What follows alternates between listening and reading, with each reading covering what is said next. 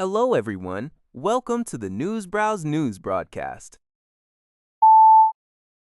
Global news reports that the NHL Stanley Cup playoffs kick off this Saturday, bringing renewed excitement to Canadian hockey fans as three of their nation's teams contend for the prestigious trophy. The Ottawa Senators began their playoff journey on the road against the Carolina Hurricanes. The Montreal Canadiens are set to face the Tampa Bay Lightning on Sunday, while the Edmonton Oilers will open their series on Monday. Despite a challenging regular season, the Oilers, featuring offensive powerhouses Connor McDavid and Leon Draisaitl, are widely considered Canada's strongest contender. They have made deep runs in recent years, including 2 consecutive Stanley Cup final appearances. Unfortunately, Toronto Maple Leafs fans will miss out on the action this year, as their team was eliminated from contention. The playoff format involves 16 qualifying teams competing in best-of-7 series. With divisional standings and wild card spots determining berths, an NHL.com poll, however, shows only one expert predicting a Canadian team. The Canadiens will reach the final, where they are projected to lose to the Vegas Golden Knights. Halifax. A Nova Scotia judge has declared the province's decision last year to implement a province-wide ban on entering the woods to prevent wildfires during an extreme drought was unreasonable. According to the Canadian press, the Nova Scotia Supreme Court's judicial review determined that the ban imposed in August 2025 did not meet the standard of reasonableness because the province failed to consider the impact on citizens' charter rights.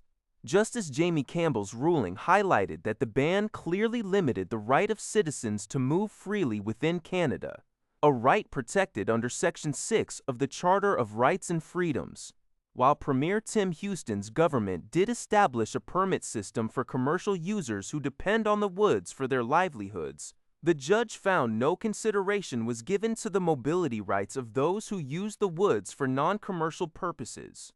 The ruling follows a constitutional challenge filed by Jeffrey Evely, a Nova Scotia resident who was fined over $28,000 for deliberately violating the ban. Although the ban is no longer in effect and therefore not struck down, Campbell's decision is intended to guide the government should it consider similar measures in the future. City News everywhere reports that FIFA has released thousands of hotel room reservations in Toronto, less than 2 months before the World Cup begins. Hotel X, near Toronto Stadium, was among those notified about the sudden availability of rooms previously booked from June 11 to July 2. FIFA stated, this action is part of its standard process to adjust inventory after initially setting aside accommodations for staff, media organizations, and tournament stakeholders. As final numbers were being confirmed, the impact is also felt in Vancouver, with approximately 15,000 hotel nights released. Economists like Kiefer Van Mulligen of Signal 49 Research suggest this move could benefit European visitors, who might be more inclined to visit Canada due to geopolitical issues like the Greenland Showdown, potentially souring sentiment towards travel to the United States. Destination Ontario has noted that overseas visitors tend to stay for longer periods, often a minimum of 5 nights, which helps fill these newly available slots. The good news is that these previously reserved rooms are now accessible to the public, offering a new opportunity for fans to secure downtown accommodations.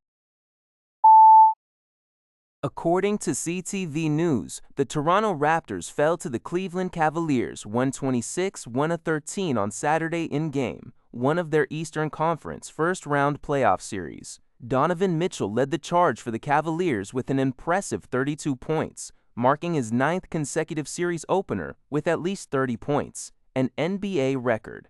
Max Strus provided a significant boost off the bench, contributing 24 points. James Harden also played a crucial role with 22 points and 10 assists, while Evan Mobley added 17 points and 7 rebounds. For the Raptors, who were playing their first playoff game since 2022, R.J. Barrett scored 24 points and Scotty Barnes had 21. The team was without point guard Emmanuel Quickley due to a mild right hamstring strain, with Jamal Shead starting in his place and scoring 17 points, including 5 three-pointers. Cleveland secured their victory by breaking open the game with a 27-9 run spanning the end of the second quarter and early third quarter, building their largest lead to 24 points in the fourth. That's all for this video. Thank you for watching. See you in the next video.